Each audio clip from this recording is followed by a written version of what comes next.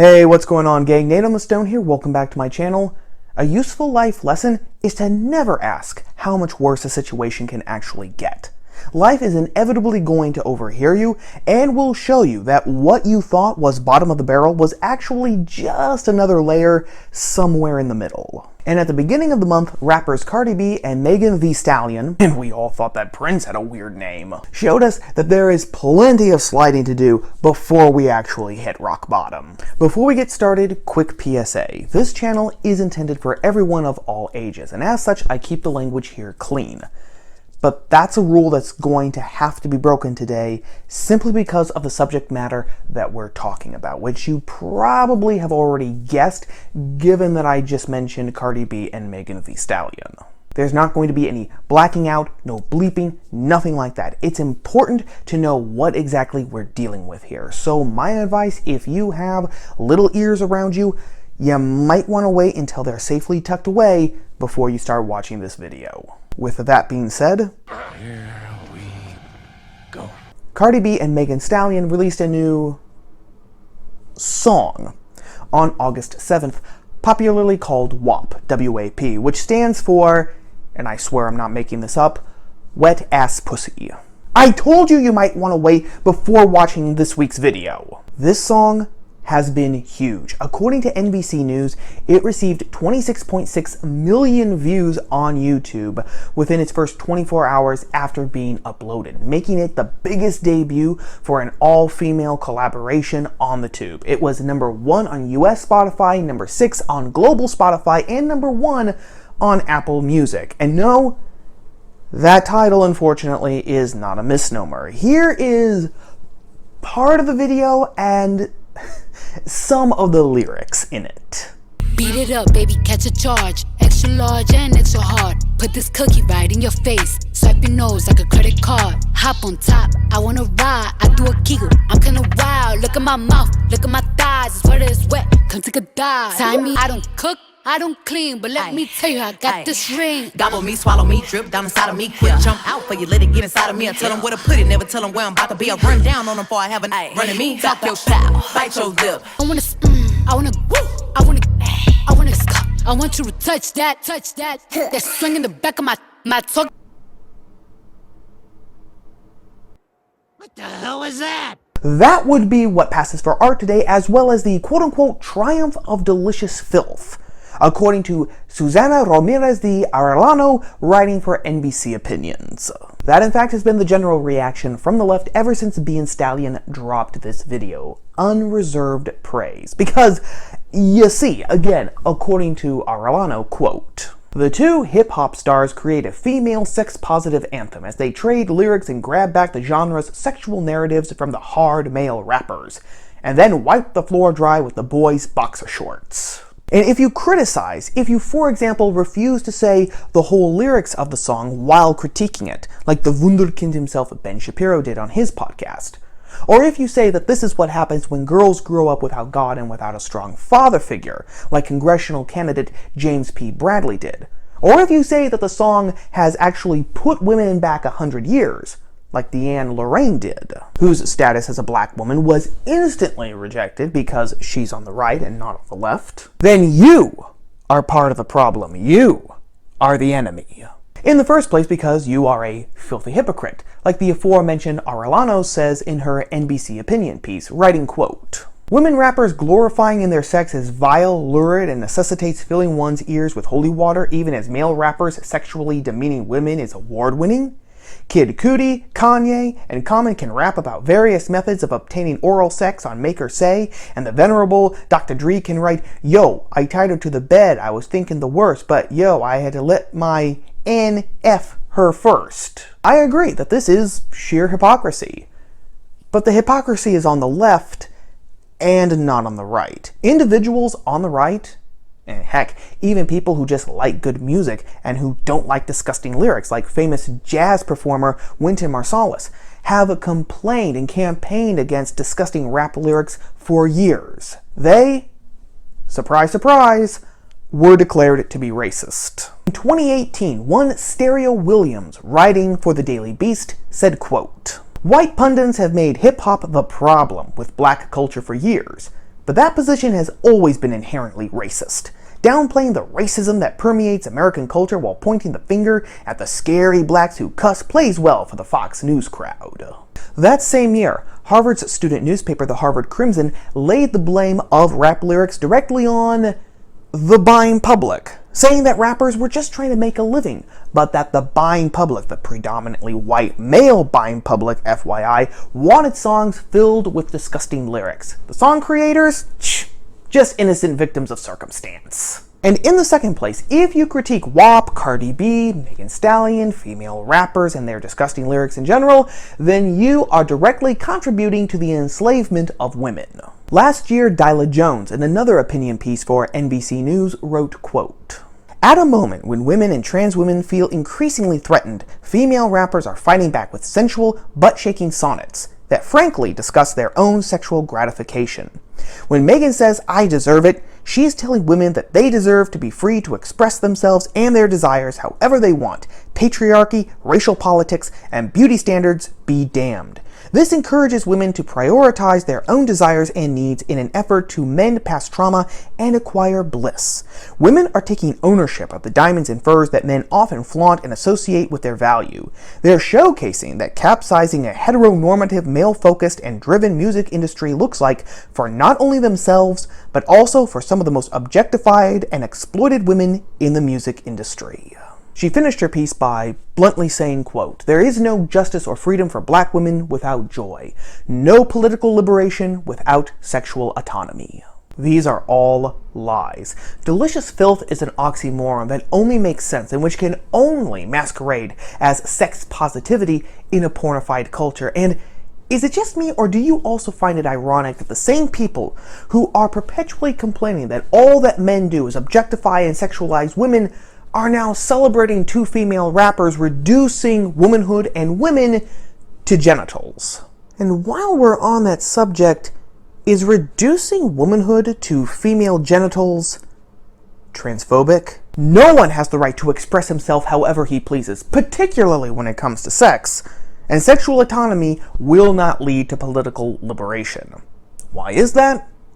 Because of the very nature of sex. So, what is sex? That seems like a simple question, especially since we're surrounded by it. There's no escaping from it. Whether we're watching movies, listening to music, reading books and magazines, or heck, even just looking at advertising. We know infinite ways of how to look for it, how to consent to it, and how to do it. But what actually is it?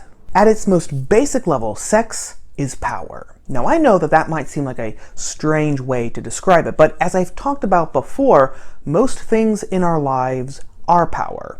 Our eyes give us the power to see. Our legs give us the power to walk. Our mouth, lips, tongue, and vocal cords give us the power to speak. Sex is just like this, except on a much grander scale, because sex is actually the power to create new life. Sex is literally the fire of creation. We don't have as great of an appreciation for that as we should, precisely because we've been inundated with sex since the sexual revolt of the 60s. But that statement, that sex is the fire of creation, is just as true now in 2020 as it was 10,000 years ago. Every single individual person is as unique and cosmic as the universe itself, and the power that brings those miracles into existence can only be described as awesome in the original definition of the word. I know, people can have sex and use sex for a myriad of different reasons. Immaterial. The fact remains that at its root, sex is about keeping the species rolling along. If we didn't reproduce sexually, then there would be absolutely no biological or rational reason why the human race would be divided as it is between two sexes. We would be more like amoebas or earthworms. How do I know this? Because of a very simple thought experiment.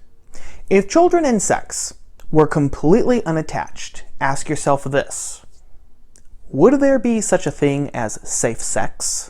The answer is no, because if a baby wasn't an actual solid probability after doing the old Devil's Tango, the idea of safe sex wouldn't even exist. And what happens when power is abused, when it's used for purposes other than what it's supposed to be used for.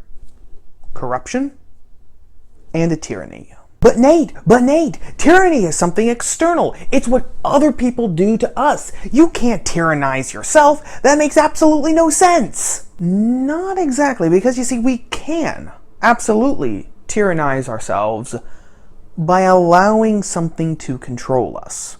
Take, for example, alcohol. I am in no way, shape, or form a teetotaler. I actually can't be because I'm Irish and Sicilian, but even if I wasn't those two ethnicities, I wouldn't be one because I know that alcohol in and of itself is not evil. Multiple studies have actually shown that moderate drinking, the famous glass of red wine at the end of the day, for example, leads to numerous health benefits. And social drinking with your friends moderately at a get-together or at the local watering hole also adds social health benefits along with the physical ones. It's when the alcohol controls you, instead of you controlling the alcohol, that the problems and the tyranny come in. Because before, you decided when, where, and with whom you were going to drink. But now, the alcohol is deciding all those questions. And it's not particularly choosy about the answers. Just on that very basic level, the entire premise and message of WAP and the shalamis of the people defending it is bollocks. Complete sexual autonomy, getting it whenever, however, wherever, and with whomever you want, isn't going to liberate you, because you'll be ignoring the entire reason why sex exists in the first place. You will actually be enslaved to the sex drive. And because sex is such a great and terrible power, the reaction and consequences of abusing it will be great and terrible as well. And in fact, we've been living with those consequences for quite a while now. The epidemic of fatherlessness, the addiction to pornography, the hookup culture that is especially prevalent on college campuses, or at least it was until the coronavirus shut that down, and the shrinking, collapsing birth rate. Sherlock Holmes actually hit the nail on the head in the short story The Adventure of the Creeping Man when he said, "When one tries to rise above nature, one is liable to fall below it. The highest type of man may revert to the animal when he leaves the straight road of destiny." There is also the question which the late great Sir Roger Scruton raised in an essay published on First Things in December of 2014. What exactly are we liberating sex from? Thanks to Freud and the French postmodern philosopher Michel Foucault, the answer is everything. Foucault actually preached that liberation required you shucking off every single social convention, custom, habit, and norm, which were all designed, in fact, to enslave you to conformity. And this, in the words of Sir Roger, leads us to a very bizarre place. You become totally virtuous by being totally selfish. But that leads us to a dead end because, due to its procreative nature, there is another layer to sex besides the simply physical. Because sex is real, both as a physical act and as a biological reality, it is in fact what makes men men and women women. Without sex, we would be as interchangeable as Lego bricks. And this division of the human race means that while individual persons, men and women, are not incomplete when they are alone, they are unfulfilled when they are alone. Something is missing, and that something is a mate of the opposite sex.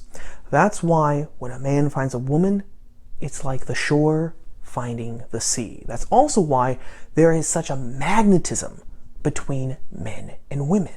And because men and women are bodies and minds, good old Logos at work again, this magnetism is not simply physical. Yes, there is a physical attraction between us, but there is also a mental, a psychological attraction as well.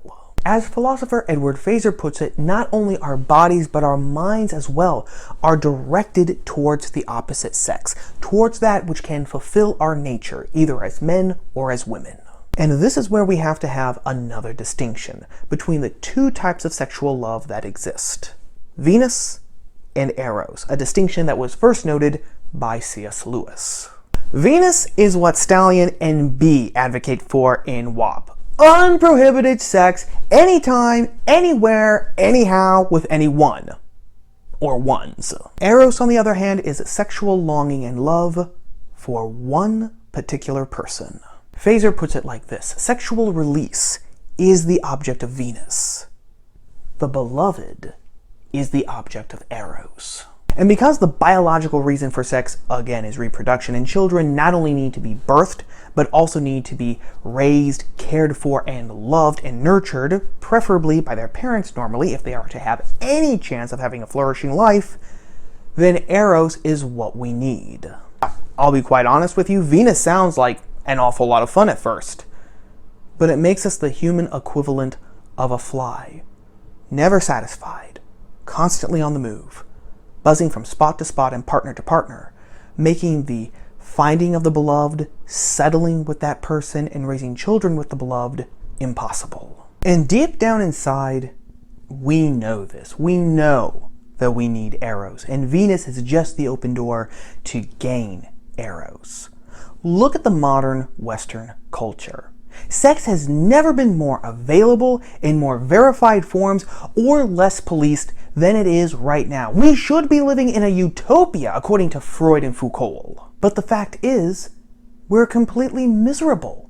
Because the medicine that we've been told to take, the medicine that we've been told will actually free us, is actually one of the major things that has been killing us. Because in actually focusing on Venus and not Eros, we are isolating ourselves from what we need to fulfill us. We're making a point of pleasure and sexual saturation the end goal instead of a person. We are, in a very real way, dehumanizing ourselves. And since politics is all about interpersonal relations, when we dehumanize ourselves and everyone around us, we really can't have politics, can we? Cardi B and Megan Thee Stallion are the latest promoters of this dehumanization, touting it as the latest thing that we need for liberation and true happiness. It's a damned lie. And it's a damned lie that is going to have major and terrible consequences. Major and terrible consequences, by the way, that neither one of them are going to suffer. Their fame, fortune, and power will shield them from all of those. But what about the common little people who don't have those privileges? What about those people who don't have those privileges who are going to take their message as gospel and try to live it out? What's going to happen to them? I'll bet anything that neither one of them ever gave a thought to that. But as always, what say you? Is WAPA another sign of our culture going over the proverbial edge of the cliff? Or is it something a bit more serious in like a direct attack on our humanity? As always, let me know your thoughts, ideas, and opinions in the comment box below. Well, that about wraps up everything for right now, gang. Before you go, if you could give the video a like and share it with your friends on social media, I would be much obliged. And if you like videos about the culture, politics, and religion from a unique POV, then subscribe and tickle the bell for notifications so that you will always know when I post new videos like this every week. Videos you're not going to want to miss. As always, thank you for watching, for giving me a bit of your day.